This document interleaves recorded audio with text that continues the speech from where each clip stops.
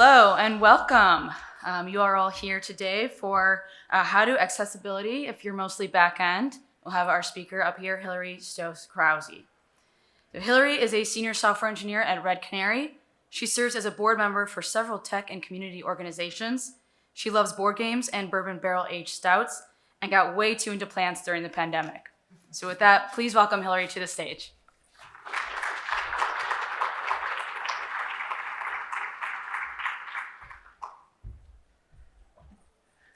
All right, so we're going to talk about how to approach accessibility if you're mostly working on the back end of the tech stack. And really, it's just about how do we create these inclusive tech environments, not only for our users, but also for our colleagues. So that's a big focus of what we're going to talk about today. So a little bit about me. Like she said, I'm a senior software engineer at Red Canary. I have an adorable ragdoll cat. It's the same cat as Taylor Swift, if that means anything to people. And I'm the kind of nerd who dresses up when I go to the Renaissance Fair, so yeah. All right, so what are we going to talk about today? First, we're going to have a little bit of an introduction, talk about what do we mean by the word accessibility, because I think that's one of those words that can mean a lot of different things. And then we're going to get specific. So how do we approach this when we're looking at our code, and how do we approach this looking at kind of some of our general practices? So first, why do we even need to worry about accessibility? Right? Typically, we think about external users when we hear accessibility, and we think about the interface, the front end. There's also internal users. So a couple of stats here. 16% of people globally have some kind of disability. 20% of people have dyslexia. 8% of men are colorblind. And it's not just older people, right? I think sometimes we think, oh, as we get older, people have vision issues, they have mobility issues. 1 in 12 adults under 35 has a disability. So this means that there's a very strong chance this includes one or more of your coworkers. And they would benefit in ways both big and small from our products and our processes being more accessible. And the best part is, right, we hear this a lot, accessibility improvements benefit everyone. And here are some examples. So Alexa, who here has an Alexa or some kind of thing like that they talk to? A couple people? Okay, yeah.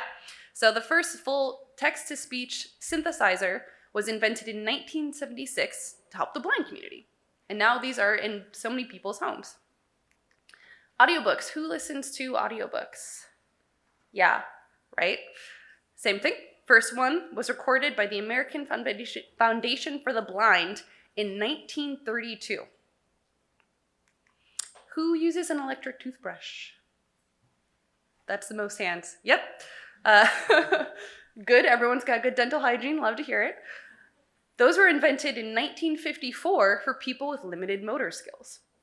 So again, these either have a neutral or positive impact for a lot of people, but they were initially invented for very specific communities who needed that extra boost. And it turns out we all could use an extra boost.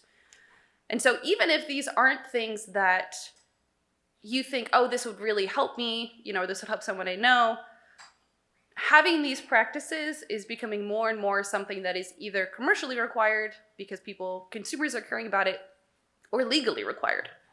And the more we can do now versus waiting until we're forced to, the better it is for everyone. And it's just the right thing to do. So what do we mean by accessibility, right? We heard some of those stats about folks who have disabilities, but it really goes very far beyond that. What even is a disability, first of all? So this is from the U.S. Centers for Disease Control. This is their definition of disability. A condition of the body or mind that makes it more difficult for the person with the condition to do certain activities and interact with the world around them. So this is fairly open-ended. What are some of the states that we could consider to be needing accessibility? So long-term disabilities, right? These are kind of the ones I think we think of a lot when we hear the word accessibility, such as blindness, ADHD, paralysis. There's also temporary disabilities, right? So you broke your arm, you had long COVID, whiplash from a car accident. But there are also, again, those experiences or conditions that can make things more difficult that we need to think about when we're going through our daily lives. So think about coworkers who have a first language that's different than the rest of the team, who are early in their careers, who have a baby at home, right? You're getting less sleep, you have higher stress levels. You use a different tech stack in your current job than your previous job. All of these are conditions of the body or mind that make it more difficult to do certain activities. And we want everyone on our team to feel supported and included, right? And to minimize any struggles that they might have wherever possible. We make our products accessible, but not the processes by which they are built. Our development practices themselves are inaccessible. So this is an engineer at AWS who was born with, full vision, and over time has been losing more of their vision. So there are two main ways we can approach accessibility when we're thinking about the back end of the tech stack, right? The first is the code itself. The second is general practices. But first, if there is one thing that you take away from this talk, it is this. Avoid abbreviations. Avoid abbreviations, avoid acronyms. I'm going to repeat this a few times throughout the presentation, but I just really want to give this a call out. Abbreviations increase the need for context or interpretation, so by avoiding them, we're decreasing that. It helps to prevent confusion and misunderstanding, because a lot of abbreviations are used for multiple different concepts. This is something I actually heard at Red Canary. Can you bug TSC to connect with the CSM about AWS and CB? And I've been there long enough now, about 9 months, that I know exactly what this means. But when I first started, people would throw these out constantly, and I was scrambling while trying to listen to everything else they were saying to also interpret, okay, what does that mean again? Oh, right, that's this thing, which has this context, and that's why they're saying it. Okay, and then you end up missing half of the rest that's going on. So just don't do it. It's just not that helpful. So first, looking at the code, readability. We all know naming is the hardest thing to do in computer software, right? So let's make it a little better. One of the big things here is finding a balance between meaning and length, and I'm going to show some examples of what I mean by this. So we want to be able to convey our intention without, having 30 character variable names and method names, right? So just trying to strike that balance. The more verbose it is, the easier it is to understand, but the shorter, the easier it is to skim. Pronounceable words. This is a big one that I think about a lot that I didn't consider until I started researching for this talk. So writing code that we're able to say or read out loud. This is better for screen readers who are actually reading it out loud, but it's also helpful when we're pairing, right? If you're trying to read a line of code to be like, oh, is this the one I want? And you can't say it out loud, or it has no vowels and all consonants. So you stumble, it takes more time, it decreases that immediate recognition or comprehension. So let's take a look at some examples. So I know there's a lot of text up here. The key thing we care about is the variable names. So in the first one, our two primary variables that we're comparing against each other, we name them failed and old. Tells us something, but not very much, right? Other example, instead of failed, we have has reached max failure before finishing. Instead of old, we have has been running longer than acceptable. It's very clear, but that's a lot of typing, that's a lot of reading. This is actually harming as much as it's helping. And here's a good example, right? Reached max fails, and running too long. It's telling us the key details that we need for each of these conditions that we're checking, but it's not giving us more information than we need. So really finding, again, that balance between making it clear what you're capturing without writing a novel. Really like this, let the code be unambiguous and self-documenting. We're going to talk a little bit about documentation coming up as well. Using words for placeholders or iterations instead of letters. This is my personal pet peeve in programming, and some of my PRs are literally just going through other people's loops and swapping out their placeholder for something that's more recognizable. So an example I think about that I see at Red Canary a lot is people will use S, the letter S, as shorthand for subdomain, which refers to one of our client, accounts. And there was a 500-line spec file that was all under one big loop because we were iterating through 4 different subdomains, and the iterator was an S. And I needed to adjust one spec at the bottom, and I just see S everywhere. And I have no idea what S means. And so then I have to go back up to the top, figure out where this is being set. It's just not worth it. Just write subdomain. It's so much better. Choosing existing method approaches that read like sentences. So this is especially true for a language like Ruby, right, which is meant to be sort of grammatically correct, to read kind of like you're writing sentences in English. And so here's an example of what I mean by that. This was the code that I found when I was working on an existing file. CB equals message.gsub, new line character, replace it with blank string. I can figure out what's going on here if I read it, right? This isn't super complicated code, but this is so much better, right? So this is carbon black equals message.delete, new line character.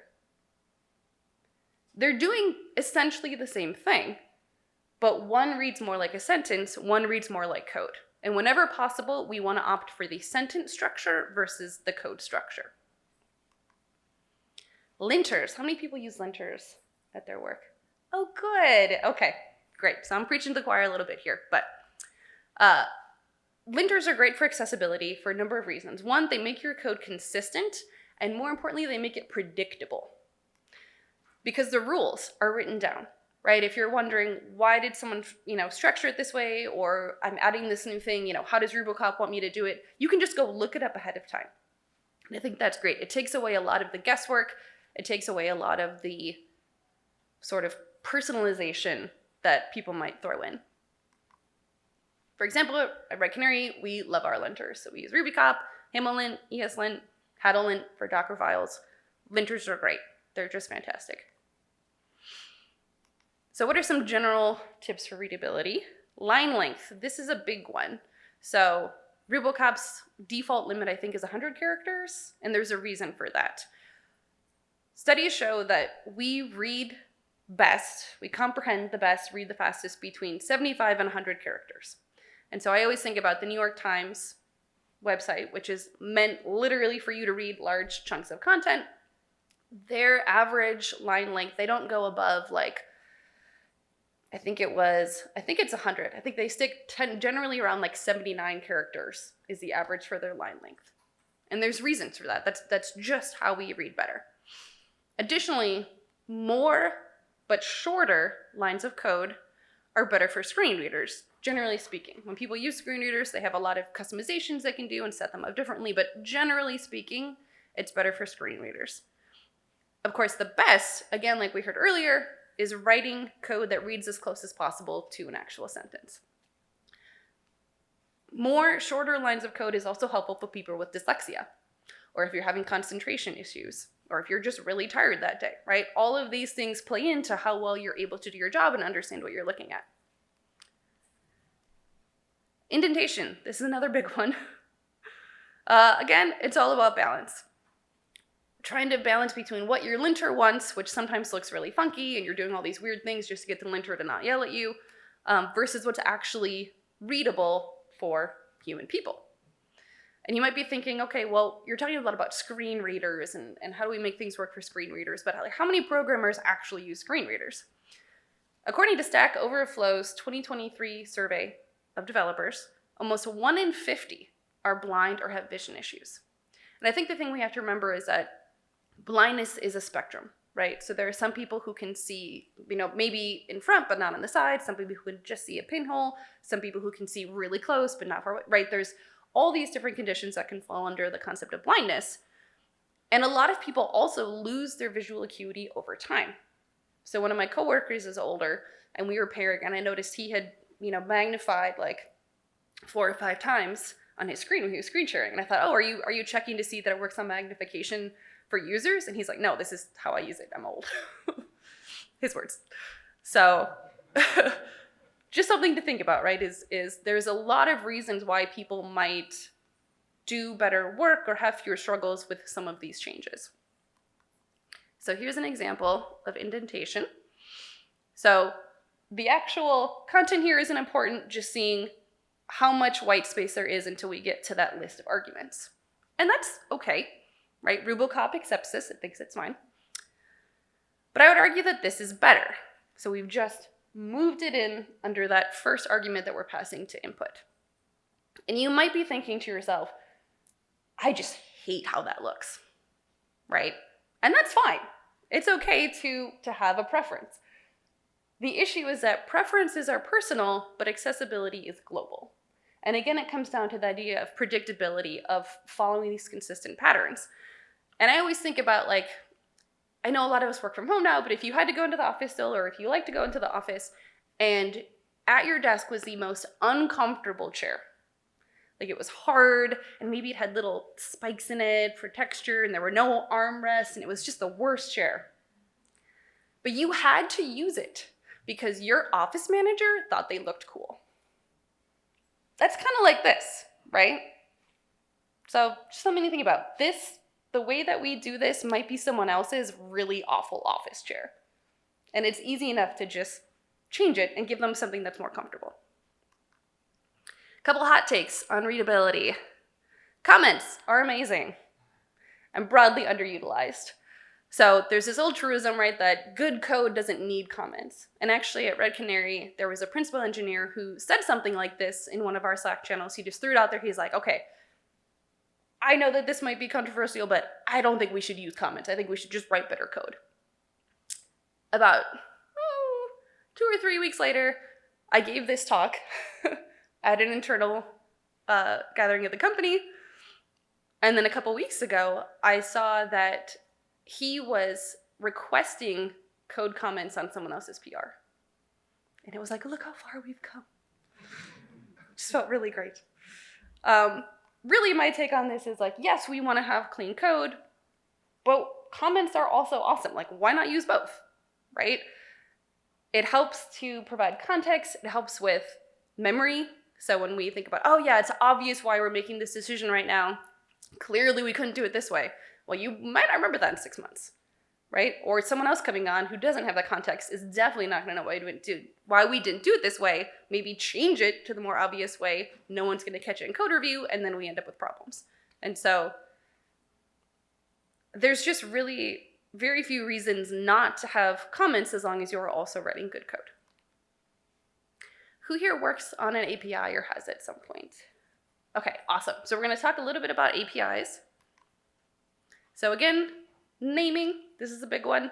One of the key things is using consistent descriptive fields. And so if you refer to something as, like cat collection, one place, later if you're nesting in a different call, don't refer to it as like cat group. Just keeping it very consistent. Making your endpoints guessable is like the best thing we can do. Using word separators. So this one I thought was interesting. I didn't know about this till, again, I started looking into this talk. Using underscores instead of just mashing it together, right? Not only for screen readers, but also it's just easier for us looking at this to read, right? Active underscore file underscore type. They're actual words instead of active filetep, which is actually how my brain tries to read that. These also aren't just for screen readers, right? This is just for people in general. So maybe your primary language isn't the language your API is written in, or maybe you haven't worked with an API before. You're not as technical as somebody else, or maybe this is the first time working with your API. These just benefit everyone and make our products easier to use. Again, abbreviations, right? One thing you take away, abbreviations, no bueno. Write out the words external service instead of ext service. Previous instead of prev. This is, again, screen readers, and also if this isn't your first language, you don't necessarily know at a glance, like, what does prev mean? Or prev, as it looks. Documentation. So this is another big one, and we've got a whole section on documentation coming up, but specifically related to APIs, if you're using a generator to show your different endpoints and what the calls are and the methods, try to pick one that meets those accessibility criteria. So this is the one that we use, which unfortunately does not. You can see full color vision example and a colorblind example. It's very hard to tell which ones are gets and which ones are posts because the colors look the same. Again, more on that in a bit. The specs, writing tests. So there are things we can do as well to make sure that our tests are accessible. First, just having tests, I would argue, is an accessibility issue. So the more specs that we have, right, the better documentation we have through this area. And that's helpful, again, for people who are newer to programming, people who are newer to your tech stack, people who are newer to the language, the programming language that you're using, people who are stressed out, people who are on call and waking up at 2 a.m. and trying to figure out what's going on with this one service that keeps hitting errors. Same rules, again, apply about naming, avoiding abbreviations, being descriptive, all of that. And I really like to think about writing my tests to tell a story. So some of the ways that I do that are going in a narrative order. Like, okay, first, what is the best thing that could happen here? Great, let's show that that works. And then we want to also test the negative assumptions, right? Like, what happens if you pass in nil? What happens if you pass in the wrong data type? What if you don't pass anything in? What if I don't have internet access? What if, I do it in the wrong order? All of those things are really helpful to show, not only just, I find it's a lot in specs if people will say, okay, here are all the things that it does. And I'm like, great. Can it do this? I don't know. It doesn't say that it can't. Maybe someone just forgot to write a test for this, or maybe this is newer functionality. But when I see tests that are like, here's everything it can do, here's everything it can't do, I feel much more confident making changes to that code. And that's something that's really important. You can also use tests to actually check for accessibility measures in the UI.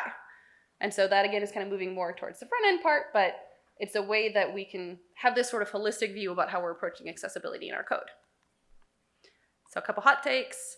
Wet tests are the new dry. I've also seen damp, which was descriptive and meaningful presentation? Not presentation. But basically saying that, yes, we don't want to repeat ourselves, right? We want to have clean code. We want to be efficient, but only to a certain extent, right? We can go too far in the name of being dry. And I want to shout out to Amanda Boehner for introducing me to this idea. She wrote a blog post about why wet tests, should be used more often. And this is a quote from that blog post. She says, if our test suite takes too long for a newcomer to understand, it's a strain on velocity. If our team members don't feel confident updating it, it's a product liability. And I think this is really true. And so it's not just that we have enough tests, it's that we have tests written in a way that people can understand, they can see what's going on, they're not looking at line 495 and being like, what is S?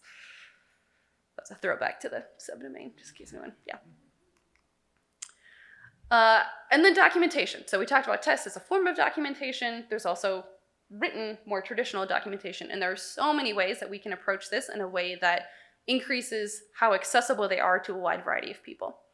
One thing that I didn't put on a slide here, but that I like to just give a call out to is we could write the best documentation. We've got all of our, alt tags, it's in semantic order, it's, no abbreviations, and then no one updates it for a year and a half. And then it's suddenly not very good documentation anymore, right? So one of the ways that I work to prevent this is we use Confluence for our documentation, and you can get a link that's just everything you've touched. And so I have a repeating monthly calendar event. I think I make it an hour on a Friday, and I just go through that list. And I'm like, okay, do I know anything more about this now that I've been here longer? Do I know anything that's changed here? Is there new documentation that I could link to in the resources area of this old documentation to give people, more places to go to learn more? And it doesn't take that long. Mostly I spend 15 minutes on it, but it's just a great way to keep it at the forefront and make sure that we're not letting our documentation get out of date. So how do we make it good in the first place? Some traditional considerations: don't use images of text or code samples or terminal output, which people might be laughing, but I have come across this multiple times, and I go to highlight it and it just drags the entire image, and it's so frustrating. Just use the actual text. It takes 2 extra seconds. Just do it. It's so much better. I know someone was like, well, I really like how the color highlighting is here, or that gives additional context, that's important. And I'm like, great. Put the screenshot, and then underneath, put the actual code. And that way you get both. This is just an easy thing to do that can make a big difference. Making sure your color choices have high enough contrast, right? We talked about people who are colorblind, people who have vision issues. I've noticed this. I tend to use our Confluence in dark mode, but someone else uses it in light mode. And so now I've learned to just toggle between the two quick if I'm adding any colors, and just be like, okay, can I still read this? Great. Using semantic HTML. So this is achievable, right? No matter where we're doing our documentation, if we're doing it in Google Docs, if we're doing it in Confluence, if we're doing it in some kind of wiki, just following those orders, right? Starting with your H1s, working your way down, using paragraphs and list tags, and it really makes a big difference, not just for screen readers, but also for skimming, right? The more subheads we have, the more I can see, okay, where am I trying to get to in here? This is the part that I need. It also helps if you have a, using software that does auto-generated tables of contents. It's going to pull directly from your semantic HTML. And including captions and transcripts for video documentation. This is an area that we are just starting to try and improve on. This can be more work, but we figured out after some trial and error that we can play the video on our laptop, run a Zoom with just us, have the Zoom do transcript, and actually it works pretty well. So we just need to go back through our backlog and do that for all those videos. And this is also we talked about how accessibility isn't just for people who have, federally recognized disabilities. People learn in different ways. So some people love to watch videos. Some people like to read the transcript. Some people want to read the transcript while watching the video. And so the more options we give people for being able to absorb content and to learn, the better it is for everyone. Keeping it simple. So this is, again, something I learned a lot about when I was researching for this talk. One thing to think about before I go into kind of how we do this is sort of the why. So again, that Stack Overflow survey from 2023 that I mentioned, more than 10% of programmers said they have a concentration or memory disorder. That's a lot of people.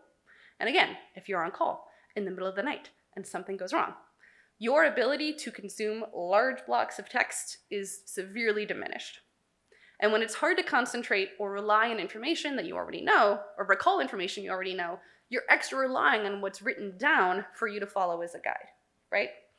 And one of the best ways we can do that is by keeping our documentation simple and easy to interact with. It helps a variety of people. So people with cognitive considerations, we just heard. People, again, whose primary language isn't the same.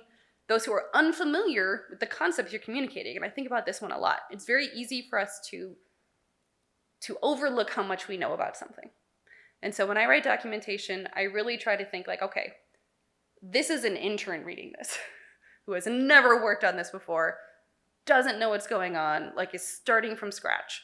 And that's where, again, having those subheads with the semantic HTML really helps. Because people might say, oh, well, if you're over-explaining, then that's just a lot more words for somebody else to read, right?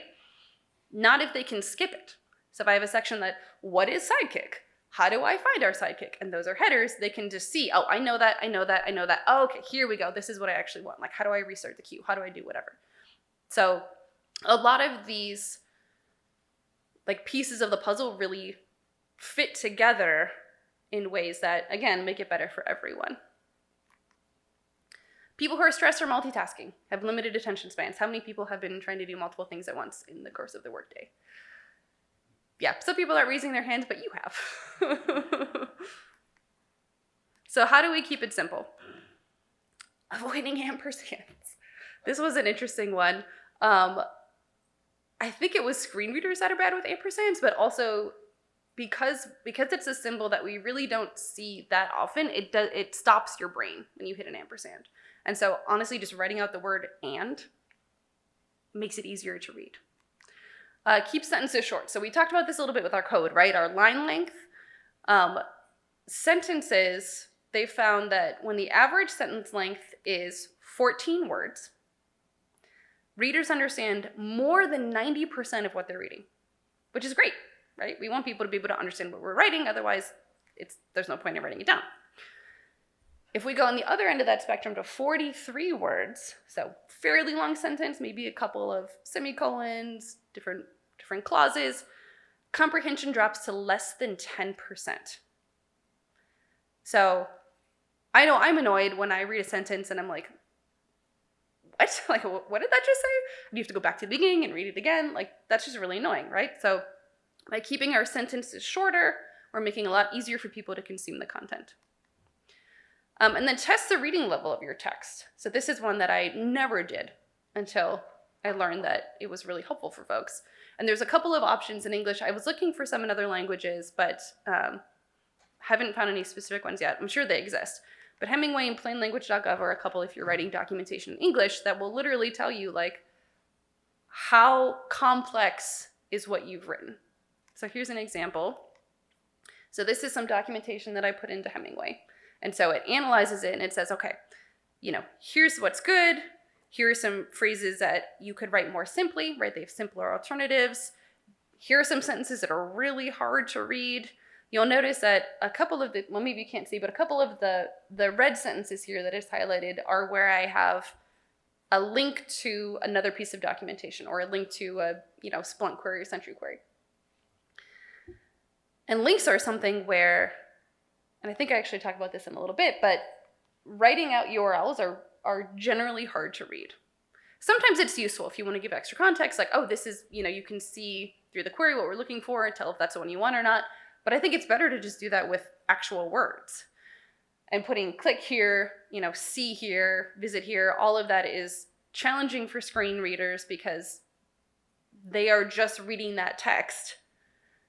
And also for just someone, again, looking for something in a hurry. So making the text of our links what the actual link is going to is really helpful for people.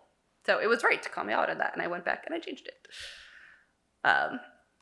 Some other tips and tricks for documentation. So like I just said, link text should be informative, not click here. And this one I really have to stop and think about when I'm writing documentation because it's so ingrained in me to just be like, see more here, and then put the link in. But I really try to think like, okay, what are they going to? And I know I've had instances where I click on a see more here and it doesn't go where I think it is. And that's super frustrating, right? Like, oh, this is going to take me to, using the Sidekick example, like take me to Sidekick's documentation. And it said it's just like sidekick.com. And I'm like, that's not helpful.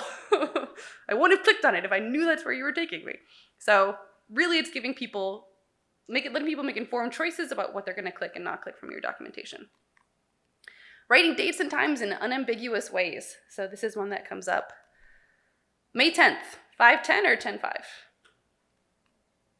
And it's just different depending on where you live and what the cultural norms are. And so I think about that, like we have some people on my team who are not from the States and who might write it differently. And I see all the time we have the slash notation for writing dates. And it's like, just write out May 10th. That way there's no confusion, everyone knows. And then again, if you're trying to read this in a hurry, you're not trying to parse these numbers and figure out what it is. You can just see May 10th. Great, understood. Avoiding using socially charged terms. So this is something that I think a lot of the industry's been moving towards anyway, but it's always good to think about when we're writing our documentation as well. And so this list is specifically like American English socially charged. I can't speak for other, countries or cultures, but some examples: allow list versus whitelist, or main versus master, core feature versus native feature. So things to think about when we're writing our documentation is, are we writing this in a way that is accessible and inclusive and not going to potentially give a reaction other than the one that we're intending? And a lot of the documentation guidelines we just kind of went through apply for general communication as well, but there are a couple things that I wanted to highlight. So being deliberate, really thinking about when we're communicating, like what are we trying to say, what are we trying to convey, and how do we do that in a way that everyone can not only understand, but again, we're not giving those sort of unintended consequences. So being careful of assuming cultural context. Not everyone celebrates certain holidays. Not everyone grew up watching a certain TV show. And when people talk about something in a way that they expect you to know what they're saying and you don't, that can just feel alienating or confusing. And especially if you're newer to a team, or again, your first language is not what everybody else's first language is, you don't always feel comfortable being like, wait, why are you referencing that? Like, how is that relevant? And sometimes it is relevant, right? Sometimes they'll say like, oh yeah, it's like when this happened in that TV show. And it's like, oh yeah, totally, okay, we know how to fix it. And you're like, I don't though. Like, how did they fix it? I think this is especially an easy trap to fall into when most of the people on your team do have a similar cultural context. Watching for gender assumptions or exclusion. So we had a situation at my company, and this was totally not intentional, but it doesn't change what the impact was.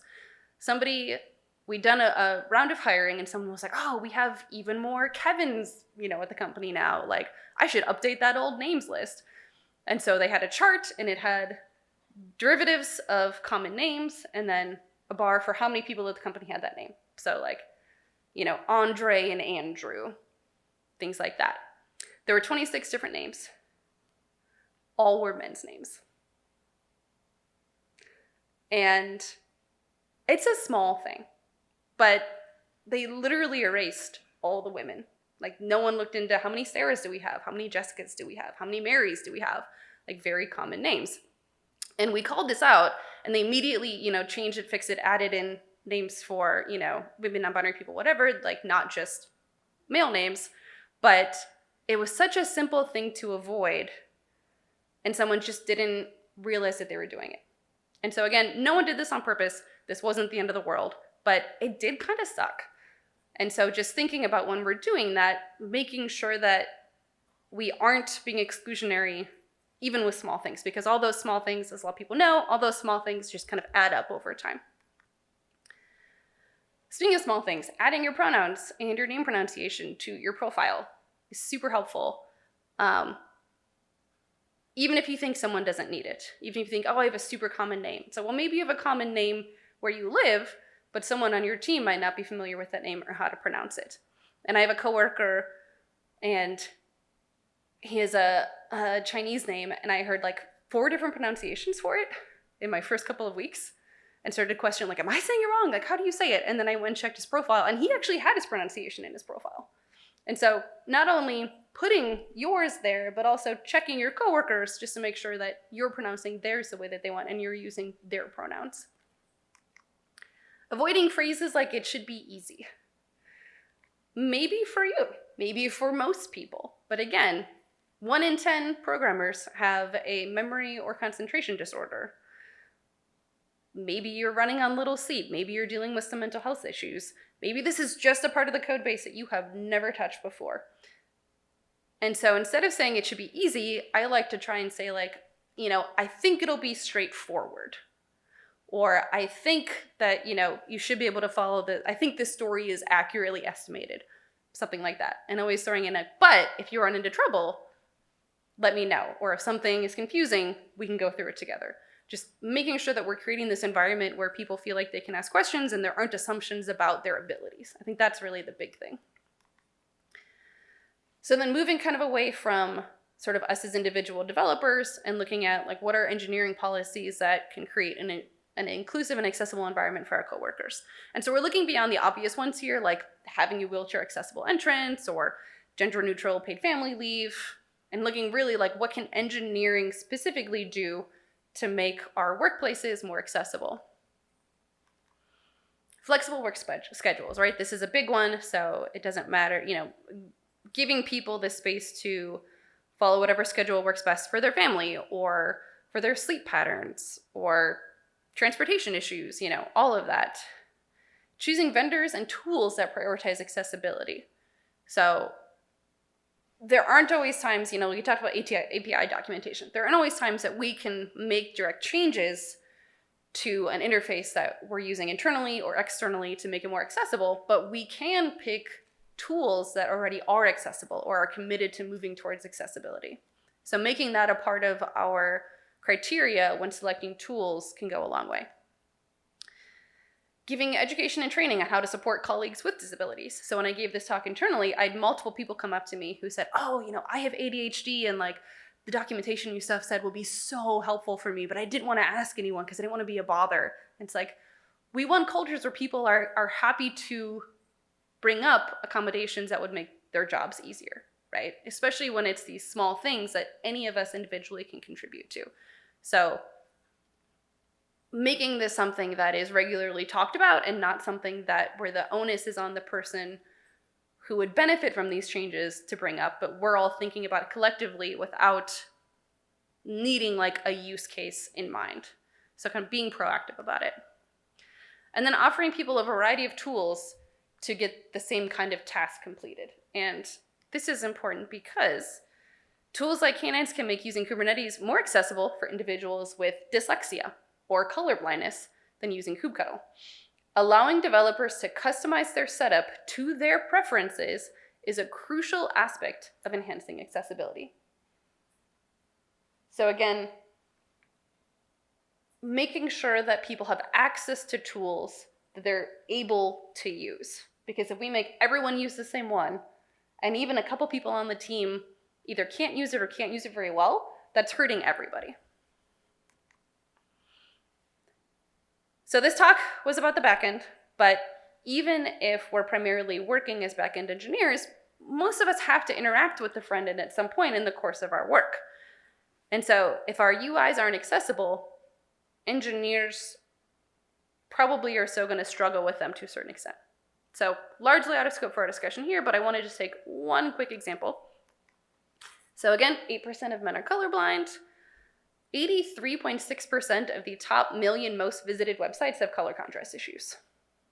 So that's a lot of just struggle that doesn't need, like a layer of struggle that just doesn't need to be there for a lot of people. And this is just one example, right? And it's not just folks with disabilities. So I think another key accessibility requirement for websites is being able to navigate via keyboard. And I know many Vim users who would love if they could just navigate everything by keyboard, right? So enabling people to use tools and software in different ways just gives everyone more choice to work in the way that's best for them, which means that the whole team, the company, everyone is doing better and more successful. So a couple of takeaways. Most of the work for accessibility, especially on the back end, even on the front end, but especially in the back end, is these small individual efforts over time. It really is this collective movement that helps everybody. Changes to make our products or processes more accessible, easier to use, benefits everyone. And really that's the key here, right? Is we're making things easier to use. And I don't know why we wouldn't want that. I love when things are easy to use. And even if you're rarely touching the UI, the user interface, the front end code, there's still a lot of things that you can do to have an impact on accessibility, not just for external users, but especially for your colleagues and your coworkers. And a lot of disabilities are invisible, right? And so, and especially if we're working remotely. So one of my coworkers has hearing aids, and I had no idea because you can't tell on Zoom. And then when we met in person for the first time, I was like, oh, I didn't even know that that was a thing. And so I think it's much safer to assume that some of our colleagues do have disabilities and to just work with that as our sort of underlying assumption than to default to the assumption that they don't until they tell you. Because also some people just aren't comfortable bringing this up, right? Like with the coworker I have with ADHD, like he was like, oh, I didn't want to be a bother. I didn't, no one even knows. That's just a real shame. So let's just assume everyone has some kind of condition or experience where building in these accessibility changes will benefit them. And then it's just good for everybody. And then avoid abbreviations and acronyms, please. Again, one thing you do, just write it out. This is one of the 4 core values at Red Canary where I work, be kind and authentic. And I think about this a lot in terms of doing accessibility work, right? Striving for accessible working environments, it's just the right thing to do for our colleagues. So even if we ignore the fact that when everyone else's job is easier, your job is easier. And when the product is better, I don't know, theoretically you make more money, right? If we throw all of that aside, it's just the right thing to do. And so I really encourage everyone to try and pick at least a couple of these and think about how you can incorporate them into the work that you're doing to make your workplace and your individual, contributions more accessible. And that's everything I have. And then some citations. And then my email in case anybody has any questions about anything. I'm also, if we have time, do we have time? No time? Okay, come find me afterwards. I love talking about this. Also, I have some socks if anyone's into socks for swag. So, thank you.